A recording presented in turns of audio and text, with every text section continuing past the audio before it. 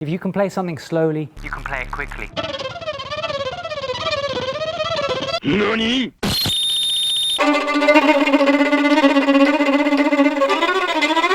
That was faster, wasn't it? When it comes to music, is playing faster better? Well, this violinist apparently thinks so. I first heard of Ben Lee from my friends Brett and Eddie a few years ago, and apparently they had some pretty strong comments to say about his playing. So today I'm gonna see just how fast the playing is, and then I'm gonna attempt it myself to see if I can play it faster or better. First, let's take a look at the original. BBC. What gave you the idea of playing it fast? Well, I was knocked off in a bike accident cycling around London about 4 years ago. I really hurt my wrist. My bandmate in the band Fuse said, Ben, why don't you see this as a target of rehabilitation? Why don't you go for this Guinness World Record? It'd been set, and I aim to break it. I feel like if you injure yourself, it's probably not a good idea to try and go all the way into doing something so ridiculous. This is maybe the same as like breaking your leg and still climbing Everest. It's a strange goal to set for yourself, I have to say. There's a few bars of a normal pace. The clarity is not really there, even with the normal tempo. Now that looks pretty fast to me anyway. Now, you upped it a bit. Absolutely, we practice. If you can play something slowly, you can play it quickly. This is the famous line. If you can play something slowly, you can play it quickly. I have no comment. So I played it very slowly, and then I got it a little quicker. Bit faster. And eventually I got to 15 notes a second. 15 notes a second? Here, right here. I have to say that this is not clear at all. Presumably, you could do that with any piece that you chose. It's true. You could totally trash any piece that you want to, right? By just playing it super fast. I'm gonna do this for, oh yeah, Mendelssohn. You know, you could just do that, you know, and become the fastest Mendelssohn player in the world. Kind of almost sacrilegious that it's a slow piece, it should never be played at speed. Well, I think Paganini was one of the first violin rock stars. I love how he's just like, yeah, I'm gonna swagger. And his music, like Flight of the Bumblebee, is full of quick notes that are continuous. Flight of the Bumblebee has 810 notes that are semiquavers. You have to play 4 per click for the Guinness World Record. And like that, to be able to play 810 notes in under a minute, you could do the same with Paganini, something like moto perpetua, which means always moving. This piece that he's taking at this blinding speed, let's just take a dump on any sort of piece we want.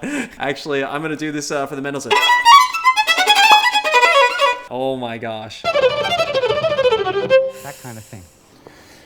Do classical violinists, and you know, I was told when we were doing this piece that there was this incredibly valuable violin. It is incredibly valuable violin, but it's not what I kind of expected. I expected some, you know, 18th century Italian masterpiece to be coming into the studio, and you've got a very like a Stradivarius modern violin there. I just wonder whether sort of classical musicians think that his violin it's very shiny. I've played electric violin. Look, it's just his choices. It's his choices that he's made in his life. From everything up until this moment, he had no idea what was coming to him after this. I don't Do think you get any so. criticism? No, well, we have a lot of discussions with people. What we aim to do with Fuse is to inspire people and introduce them to lots of different styles of playing the violin. Yeah, I guess it has inspired people not to think of music as only being played fast. You can play it very percussively, like Go on, give us a go. you can make it sound romantic. You can play it jazzy.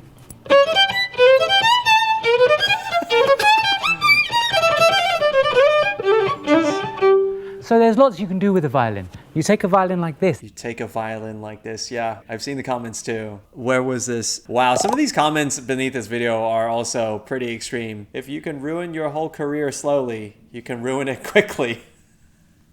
$1.5 million is it? This Yeah. one? And you've got another one that's worth $2 million. Oh my god. Wow. That's $1.5 million? What? I didn't know that. But is it worth 10 million? That's really expensive for an electric violin. It doesn't even sound that good. Electric violin in collaboration with the jeweler Theo Fenner. So you're a violinist and you're bling as well. Absolutely, why not? do you still keep the musical kind of integrity if you're playing at great speed? Great question. You do. Flight of the Bumblebee is a fun piece of music. I think that is the musical integrity, is to have fun and to wow people with it. Yeah, and so I love how the interviewer is just like struggling as well to keep his composure, to take this seriously. There's a wonderful violinist called David Garrett who said it back in 2008 at 1 minute and 6 seconds, 66 seconds if you like. The challenge was to take it in under a minute. Can we do that? Well, I'm the first person. I've seen that video of David Garrett playing the Flight of the Bumblebee. It is very clear. Hold on a second, I'm just going to set my watch. If I say go, will you go?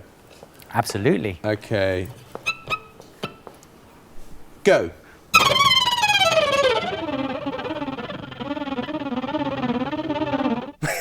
For a second there, I thought there was distortion. It was just like that for a second. This is what this sounds like to me.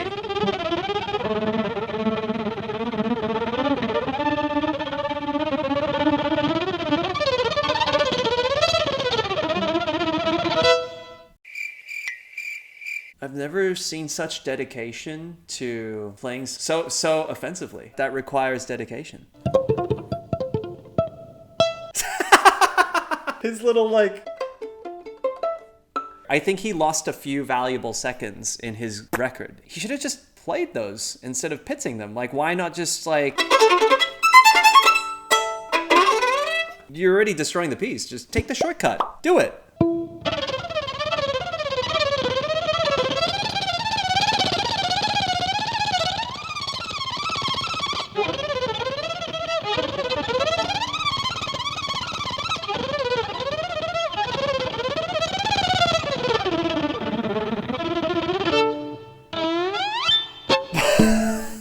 Terrible. I had purposely not watched this video back then because there was a lot of negativity around it, and I don't think that I need that in my life. But watching it now, even so far removed, it's pretty disappointing. Because music is meant to be enjoyed by both the player and the audience. And I don't think that he's really enjoying it. Obviously, audiences have not either. I think, to me, that speaks of years of pent-up frustration in terms of his path of being a musician. But there's definitely so many better ways of doing this. Had he been practicing daily, I think, in front of people who could have given him feedback, and he could have saved himself from the public humiliation. Honestly, if Ben had Tonic, which is this app where you can come together and form this community, you can get feedback from others, you can play, practice together. Musicians of all levels, by the way. This would have been so much better. So definitely check out Tonic. The link is in the description below, and enjoy it to start practicing with others. Okay, so before we dive into attempting this, I just want to caveat and tell you guys that it's okay to play fast. I mean, certain pieces require a certain fast tempo, but there is a way to do this. And then there's also a limit, and you should always scale back 2% before you reach your limit. Okay, with this particular piece, we're gonna use Flight of the Bumblebee as an example. I have my metronome, so we're gonna start 160, let's say. That's obviously very, very slow. We're gonna raise it up to 200 now.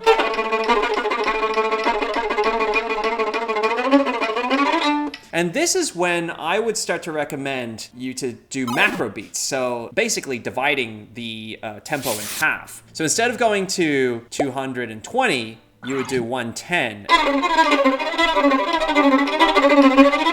Like that. But let's just scale it back a little bit so we get to play at the 200.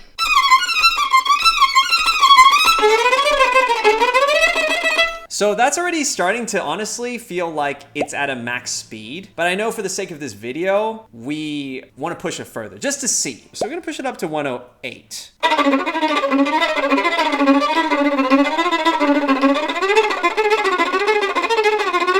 And we're going to make sure that the spiccato becomes shorter. So we're sacrificing a lot of articulation right now so that we have a smaller bounce, and we're gonna stay closer to the string.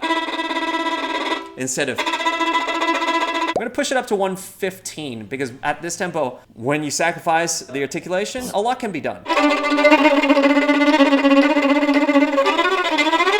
We're starting to leave musicality behind for the sake of only one thing, speed. Let's go and push it up a little bit further to 120. Ah!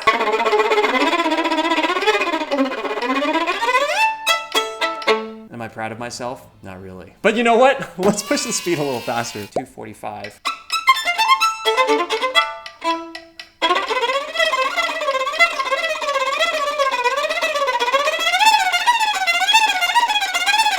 I just don't think this is healthy. Why are we doing this? Let me hear him. Yeah, so he's actually cutting corners. We were struggling because we were trying to stay true to the beats. But if we do it Ben Lee style, this is what it would sound like.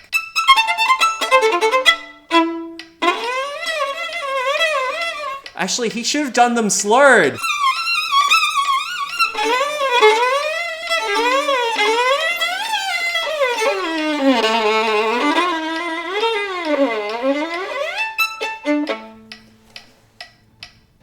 There we go. That was faster, wasn't it? It goes to show that there's no limit to stupidity. Emotional, damn it! Well, I think this is like the harshest video I've ever done. Anyway, let me know what you think in the comments below. And if you'd like to see me do more insane violin challenges, but properly, go check out my practice challenge videos where I take on everything from Paganini, a violin concerto, to the cadenzas as well. And I'll see you in the next video. Thanks for watching, bye.